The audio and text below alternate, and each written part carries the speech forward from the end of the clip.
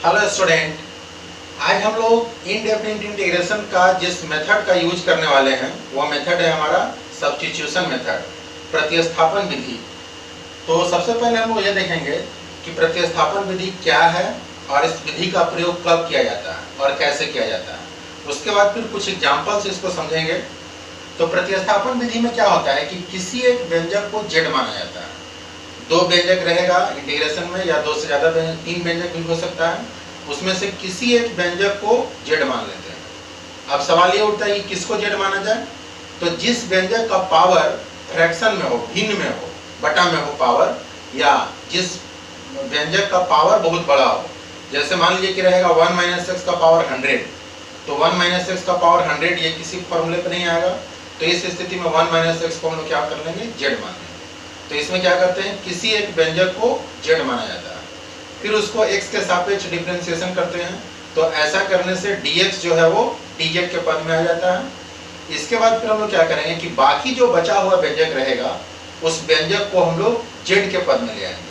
तो ऐसा करने से जो मेरा इंटीग्रेशन है वो x के बजाय z में आ जाएगा और उससे इंटीग्रेशन के वो सूत्र पर भी आ जाएगा। तो पहले हम लोग इसके प्रोसेस को लिख लेते हैं, इसको नोट कर लीजिए। इस विधि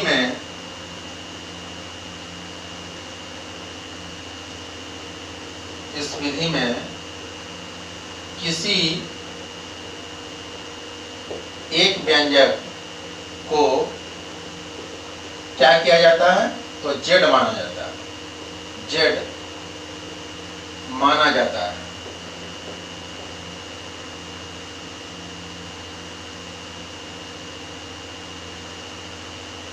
इसके बाद इसे x के सापेक्ष अवकलित किया जाता है, x के सापेक्ष अवकलित किया जाता है।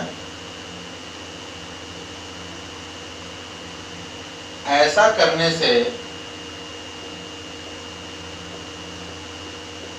dx dz के पद में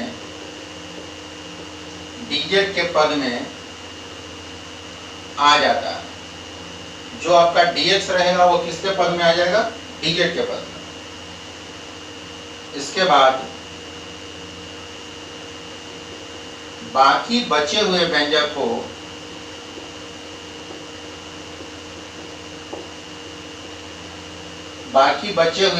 को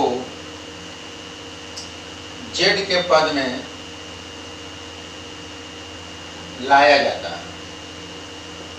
बाकी जो भी बचा हुआ व्यंजक है उसको हम लोग z के पद में ले आएंगे। तो ऐसा करने से ये मेरा इंटीग्रेशन के सूत्र पर आ जाएगा। अभी मैंने आपको बताया कि किस व्यंजक को z माना जाता है, तो वैसे व्यंजक को जिसका पावर फ्रैक्शन में हो, जैसे रूट में रहेगा तो इसका पावर 1/2 होता है, या किसी व्यंजक का पावर 3/4 रहेगा तो जिसका पावर जो है वो भिन्न में होता है उसको जेड मानते हैं। या कोई व्यंजक आपको ऐसा मिलेगा जिसका पावर बहुत बड़ा हो, जैसे 1 - x का पावर 50, 1 - x का पावर 100, तो वैसे व्यंजक को हम लोग क्या करेंगे, जेड मानेंगे। इस प्रोसेस को नोट करिए।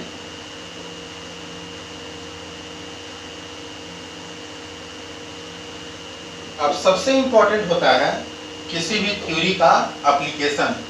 उस थ्योरी का प्रयोग कैसे करेंगे, उस थ्योरी से प्रॉब्लम कैसे बनाएंगे, ये बहुत इंपॉर्टेंट होता है। तो अब कुछ एग्जांपल से इसको हम लोग समझते हैं और इसके बाद फिर एक्सरसाइज का प्रॉब्लम आप लोग बनाइएगा और फिर जो डाउट होगा वो डाउट पूछिएगा।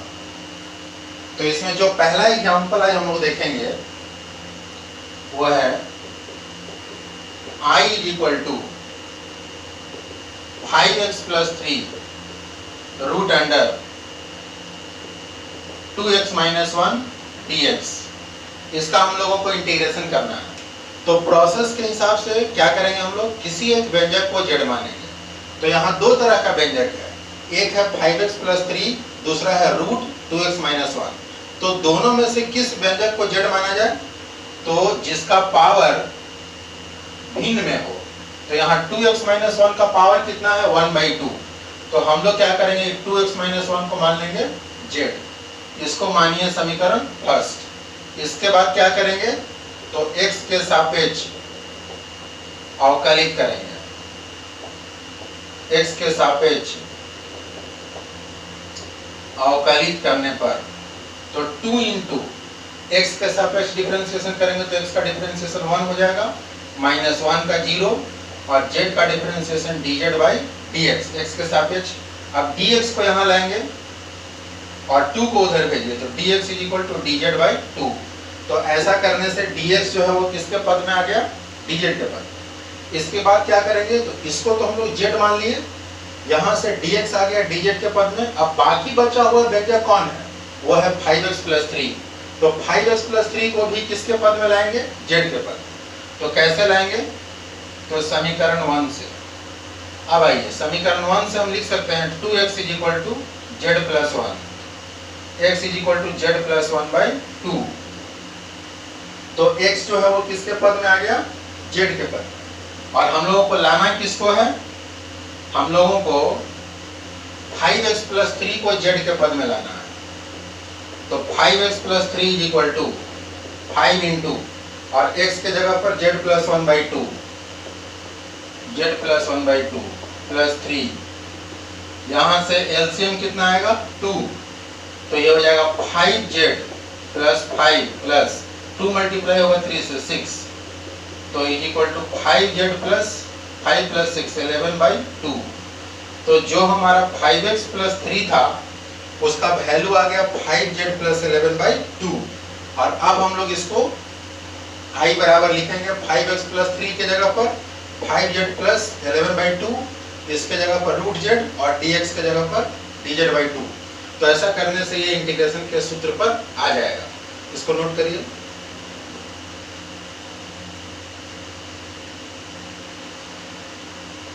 तो i इज इक्वल टू, अब इसको देखिए कैसे आगे इसको सॉल्व करेंगे हम लोग। तो यहां से आ गया i इज इक्वल टू क्या था 5x प्लस 3, तो 5x प्लस 3 के जगह पर क्या लिखेंगे 5z plus 11 by 2 into root under 2x minus 1, तो 2x माइनस 1 की जगह पर z और इंटू dx के जगह पर dz by 2। i is equal to, यहाँ पर डिनोमिनेटर में 2 मल्टीप्लाइड बाई 2 4 है, तो ये 4 जो है वो 5z से मल्टीप्लाई होगा, अलग अलग सॉरी डिवाइड होगा, ये 4 जो है वो 5z से डिवाइड होगा, तो ये हो जाएगा 5z और ये रूट z मल्टीप्लाई होगा रूट z और dz तो रहेगा ही, और divided by 2 multiplied by 2 4 plus integration यहाँ से 11 root z dz 11 root z dz और डिवाइडेड बाई 2 मल्टीप्लाइड बाई 2 4। तो अब आइए i equal to 5 by 4 constant है, बाहर निकल जाएगा इंटीग्रेशन। यहाँ z का पावर 1 है और यहाँ z का पावर रूट z मतलब होगा z का पावर 1 बाई 2, तो गुना में पावर जुटता है, तो z का पावर 1 और z का पावर 1 बाई 2 दोनों को जोड़ेंगे तो z का power 3 by 2 dz plus 11 by 4 constant है, बाहर निकल जाएगा, z का पावर 1 बाई 2 dz 5 बाई 4। अब ये आ गया इंटीग्रेशन के फॉर्मूला पर, कौन से फॉर्मूला पर, तो x के पावर n पर। तो जब इसको इंटीग्रेशन करेंगे तो z का पावर क्या होता है n plus 1 3 by 2 plus 1 divided by 3 by 2 plus 1 plus 11 by 4, z का पावर ये भी आ जाएगा n प्लस 1 पे 1 by 2 plus 1 by 1 by 2 plus 1 plus c। तो इसके बाद फिर आगे हम लोग सॉल्व करके इसको कैसे लिखेंगे,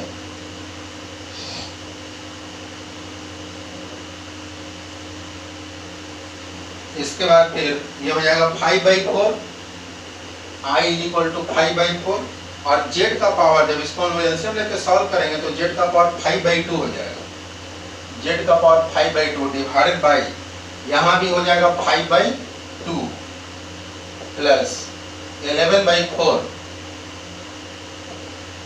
और ये हो जाएगा z का power 3 by 2 by 3 by 2 plus c।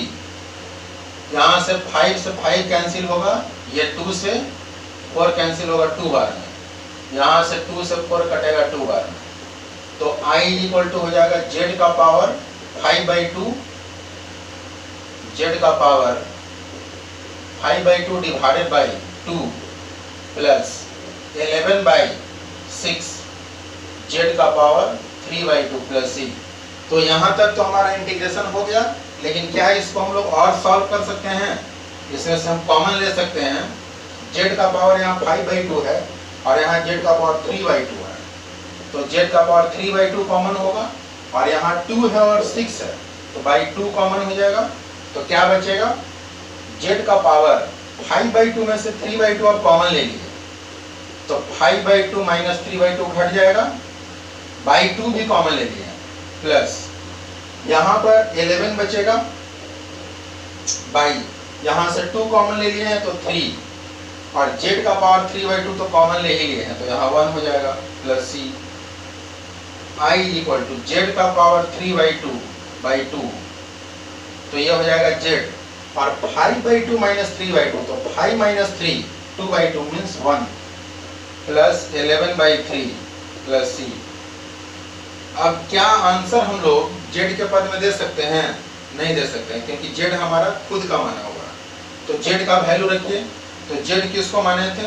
2x minus 1 को, तो 2x माइनस 1 का पावर 3/2/2, और यहाँ से z के जगह पर 2x minus 1 plus 11/3 plus c। इसको और आगे हम लोग सॉल्व करेंगे, इसको नोट करिए।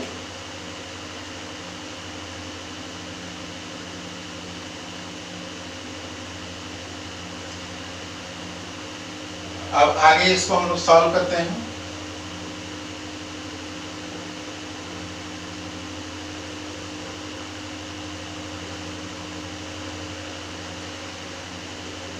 I equal to 2x minus 1 का पावर 3/2/2, एलसीएम कितना आएगा? 3, तो ये 3 मल्टीप्लाई ओवर 2x है, 6x minus 3 plus 11 plus c। I equal to 2x minus 1 का पावर 3/2/2, यहाँ से 6x और 11 माइनस 3 8 डिवाइडेड बाई 3। इन दोनों में से 2 कॉमन ले सकते हैं, 2x माइनस 1 का पावर 3/2/2, इसमें से 2 कॉमन लेंगे तो 3x प्लस 4/3 प्लस c, यहाँ से 2 से 2 cancel. I equal to 2x minus 1 का power 3/2, 3x plus 4 divided by 3 plus c, और यही हमारा आंसर हो जाएगा। इसको नोट करिए।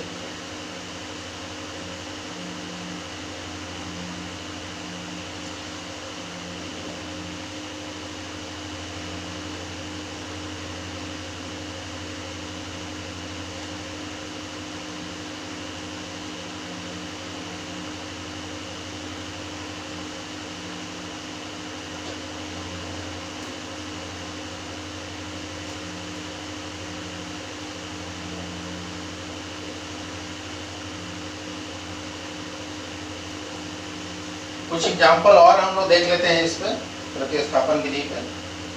तो हमारा नेक्स्ट एग्जाम्पल है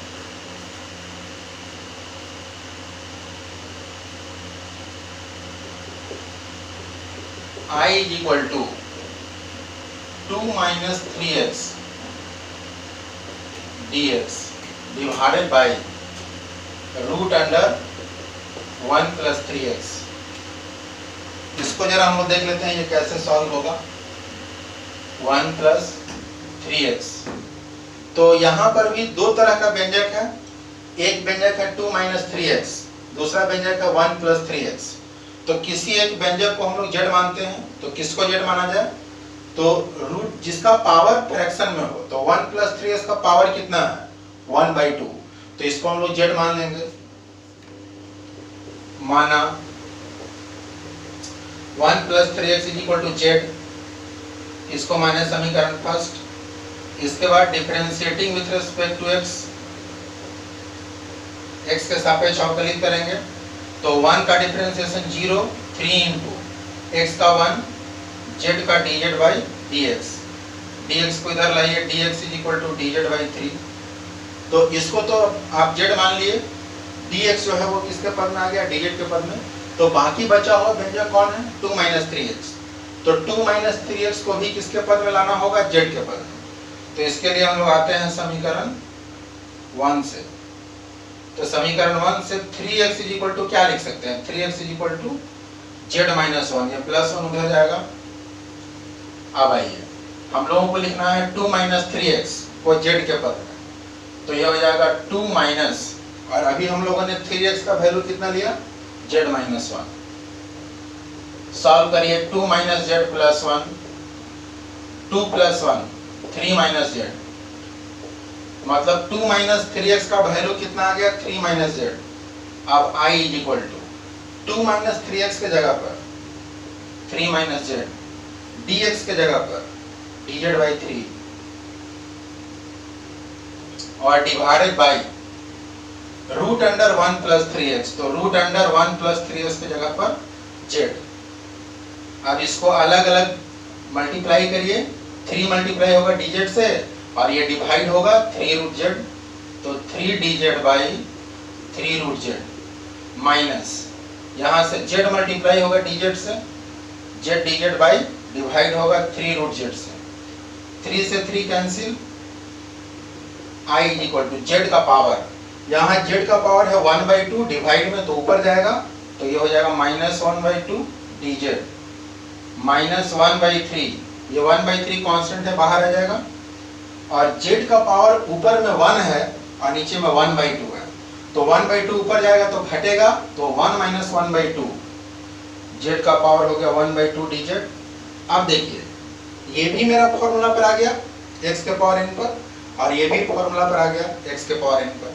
इसको नोट करिए।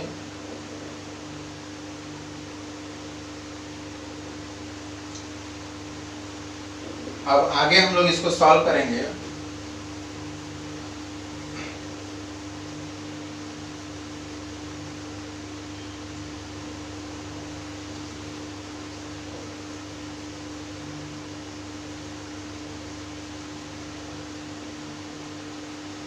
तो ये हो जाएगा हमारा I =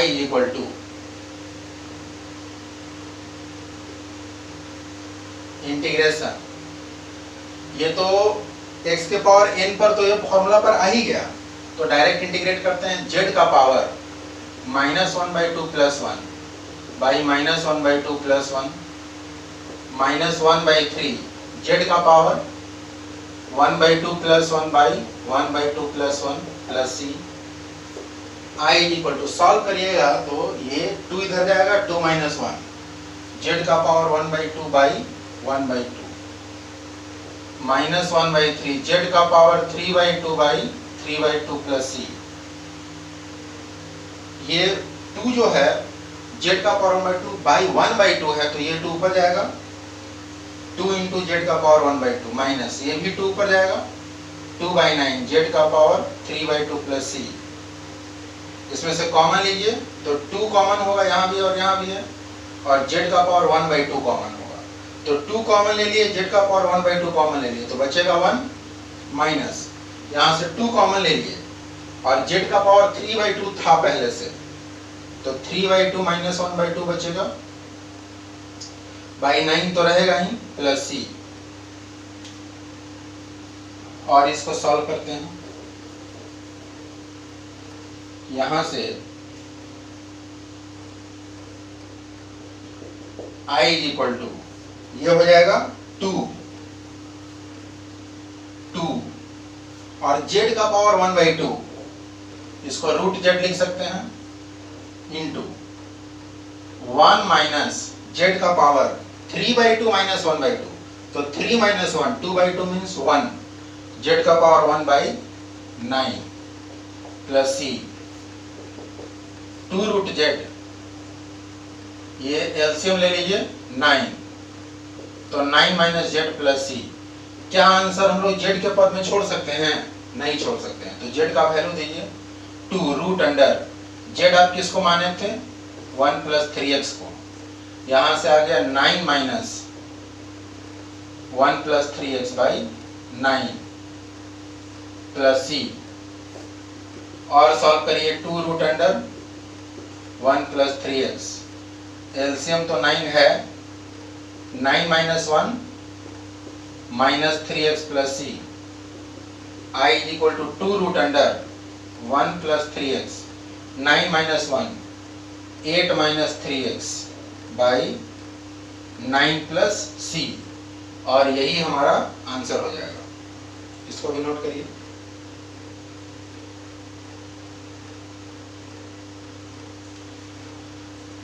एक एग्जांपल और लेते हैं।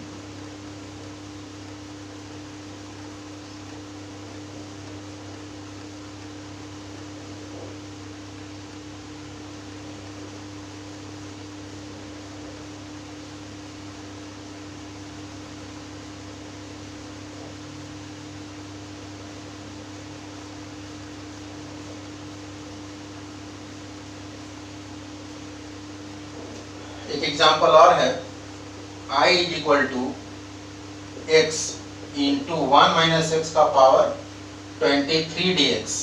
अब देखिए इसमें किसको z माना जाए, तो जिसका पावर या तो फ्रैक्शन में हो, भिन्न में हो, या फिर जिसका पावर बहुत बड़ा हो। तो यहाँ तो पावर किसी का भिन्न नहीं है, लेकिन 1 माइनस एक्स का पावर 23 बड़ा पावर है, तो इसको हम लोग z मान लेते हैं।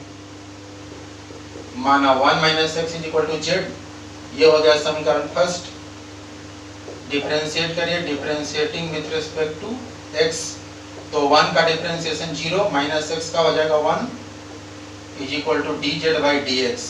dx इधर आएगा, ये माइनस उधर जाएगा, माइनस z। तो 1 माइनस एक्स की जगह पर z हो गया, dx जो है वो dz के पद में आ गया। बाकी बचा हुआ व्यंजक कौन है, तो x। तो x को हमको किसके पद में लाना होगा, z के पद में। तो आइए समीकरण 1 से x को उधर भेजिए और z को इधर लाइए, तो 1 minus z is equal to x। ऐसा करने से x किसके पद में आ गया, z के पद में। अब आइए I इज इक्वल टू क्या है आपका x, तो x के जगह पर 1 माइनस जेड और इंटू इसको तो आप z माने हैं, z का पावर 23 और dx के जगह पर माइनस dz।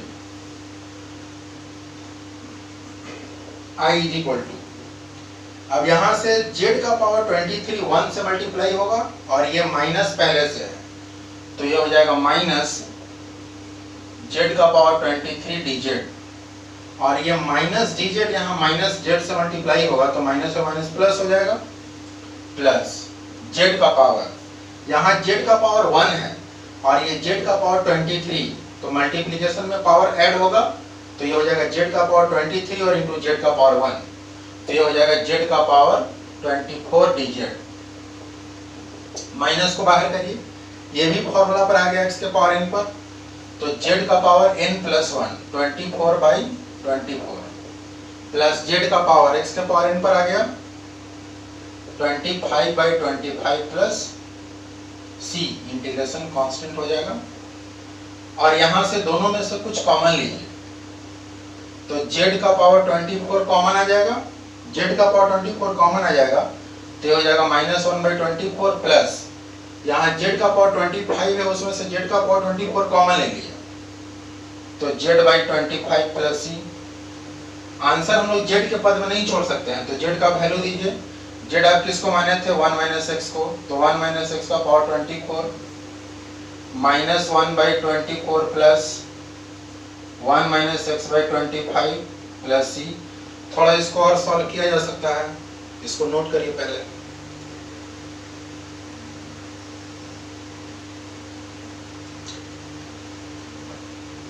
इसके बाद थोड़ा सा और सॉल्व कर लेते हैं इसको।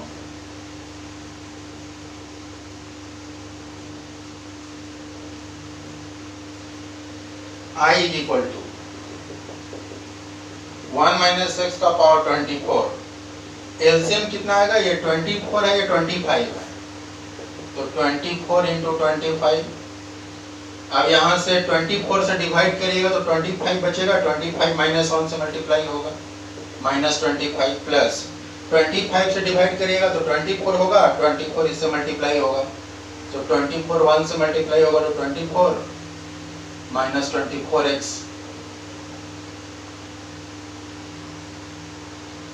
Plus c I equal to 1 minus x का पावर 24, ये माइनस 25 और plus 24, minus 1 minus 24x divided by 24 को 25 से मल्टीप्लाई करेगा तो 600 आएगा, प्लस सी।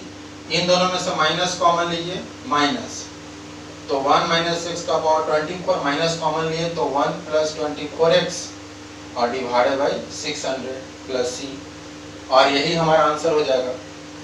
तो सब्स्टिट्यूशन मेथड में इसको पहले नोट कर लीजिए। तो इंटीग्रेशन का कोई भी मेथड हो, अभी तक हम लोगों ने दो मेथड पढ़ा, एक ट्रांसफॉर्मेशन मेथड, दूसरा सब्स्टिट्यूशन मेथड। तो ट्रांसफॉर्मेशन मेथड में भी हम लोग क्या करते थे कि जो भी जिसको भी इंटीग्रेशन करना होता था उसको वैसे फॉर्म में, वैसे रूप में उसको बदल देते थे ताकि वो इंटीग्रेशन के सूत्र पर आ जाए। सब्स्टिट्यूशन मेथड में भी हम लोगों ने क्या किया, तो जेड मान करके उसको जो भी जिसको भी इंटीग्रेशन करना था उसको वैसे रूप में बदल दिए जिससे कि वो इंटीग्रेशन के सूत्र पर आ जाएगा। तो इंटीग्रेशन का जितना भी मेथड है, आगे और भी बहुत सारा मेथड है, सारे मेथड में सिर्फ इसी बात को ध्यान में रखा गया है कि क्या किया जाए, कैसे इसको सॉल्व किया जाए ताकि ये इंटीग्रेशन के किसी न किसी सूत्र पर आ जाए। तो इस थ्योरी से आपका केसी सिन्हा का एक्सरसाइज 19.3 का सारा क्वेश्चन बन जाएगा। तो इसको बनाइएगा और जो भी डाउट होगा वो डाउट आप पूछिएगा, नेक्स्ट वीडियो में मैं उस डाउट को क्लियर कर दूँगा। बहुत बहुत धन्यवाद।